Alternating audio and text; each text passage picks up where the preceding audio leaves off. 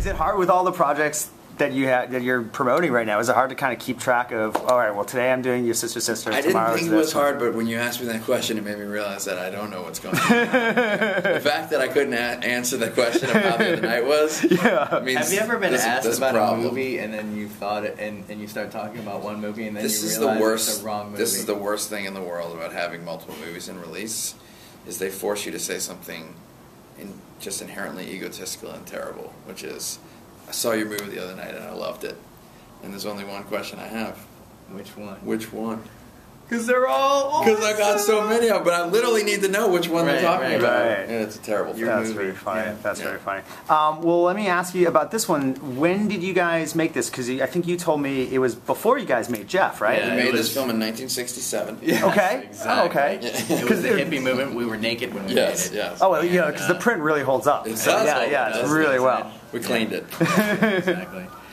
We shot it after Baghead, actually, and before Jeff Lives at Home. Oh, so before Cyrus as well? Yeah, before Cyrus as well. It was 2008. Yeah, 2008, and then when we started editing, we got greenlit for Cyrus, and so our crew and ourselves shuffled over. We were happy to do it because we were all ready to get paid to actually make a movie as opposed to winging a prayer, show up at Sundance, hopefully sell it. So we made Cyrus, and then we got greenlit for Jeff Who Lives at Home, and then we eventually came back and finished this one. So when that happened, when those movies got greenlit, did you say, well, we better put post-production on hold and put it on the shelf? Because we're the financiers of the movie, so we only, we didn't have anybody to deal with, Right. And so we thought we would get to it right after Cyrus, and then we got the Jeff greenlight, and so it literally, 3 years went by before we could get back to it. Looking at it now, after you've made two other, excellent films in the time in between. Thank you. Do you notice? You know what I mean? Are you looking at more nitpicky, or are you noticing? Oh, well, we've really grown as filmmakers, or is that too cerebral to kind of even? I mean, I think it was a pleasant surprise when we went back and we realized, because we weren't sure. We were like, well, we are different people now. I wonder if we'll still be interested. But when we first rewatched it, it was obviously in a very raw, rough cut stage, and we were, actually pleasantly excited and surprised. It attained all the rawness and raw energy and truthfulness of our, earlier films.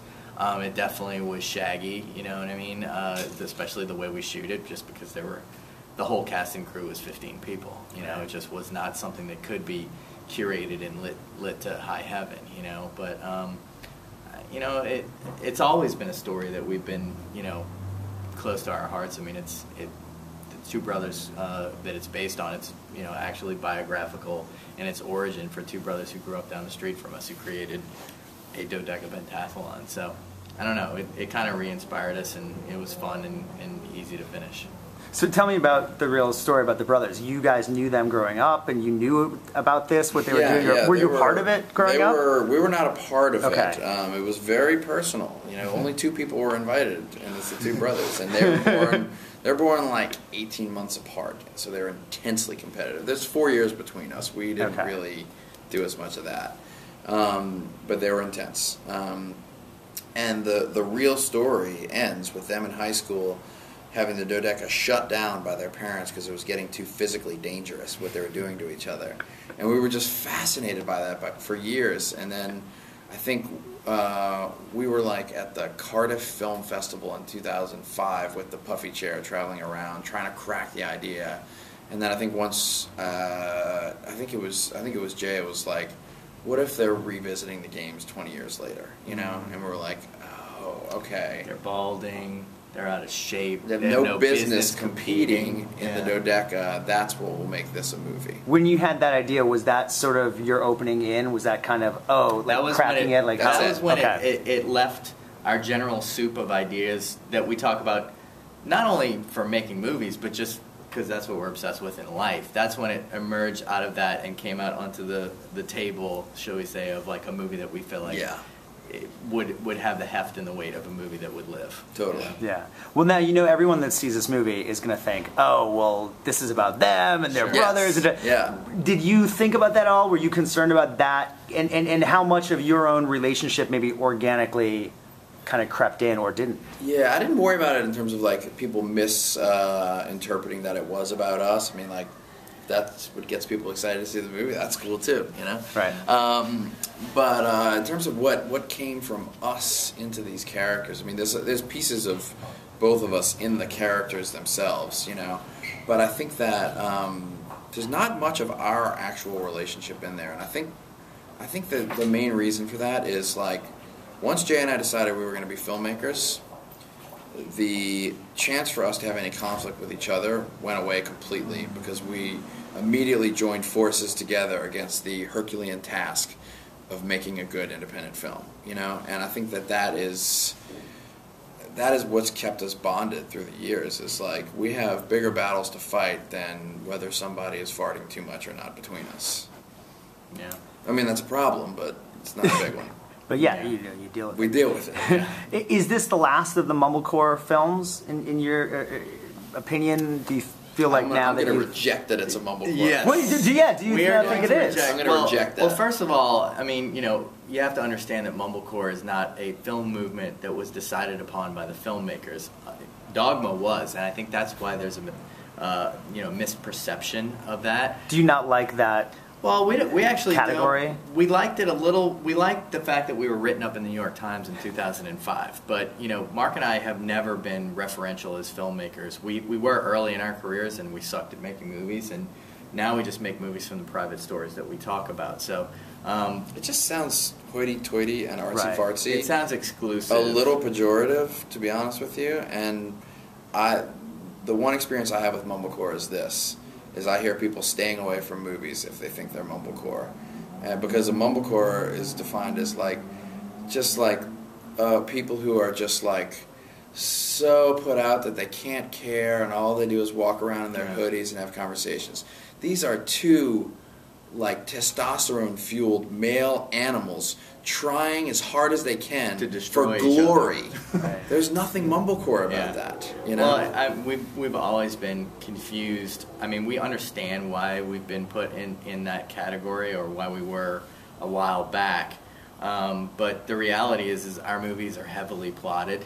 Our characters don't mumble. They're extremely clear about what they want, and they're actually overactive, if anything, driven, about what they want. You know, so you know, it's not something that we. Not that we're defensive or anything. No, and I certainly was. And I certainly wasn't. I mean, you know, I love your movies. I certainly wasn't saying it derogatory. I know that it's been fit into that pigeonhole. But I will give you back to the original concept. I will say that, like, it is kind of like the third in an unofficial trilogy of micro-budget films that we That's made. what I was curious. If it like goes Puffy along Chair, with Puffy Chair. Baghead, Dodeca, all make sense in a little trio. Okay. But mark my words, it will not be the last. Yeah. Like, we love this concept of continuing to go back and make. No matter how many movies. Jeffs and Cyruses you get to make, absolutely. you'll continue to do these Grass is as well. always greener, man. Yeah, and then there's hybrid models, like Your Sister's Sister is a movie Right. that brings a movie star into that fold too. So we love all the forms. Yeah.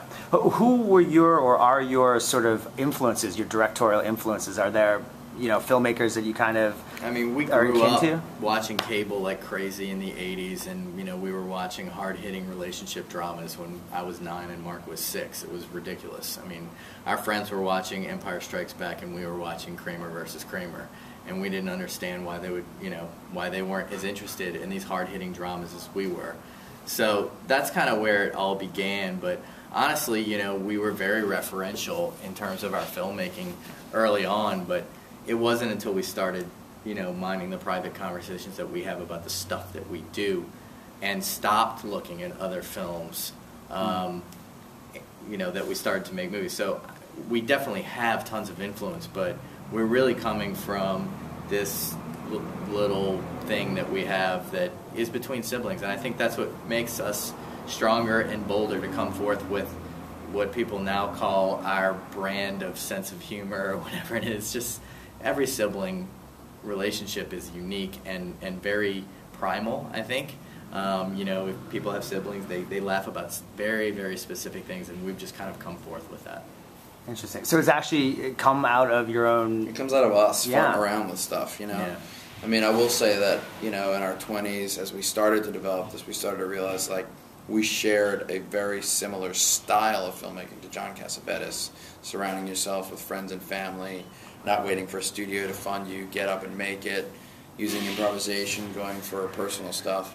So there was a while where we're like, yeah, we're kind of like Cassavetes, except for it's funny, you know.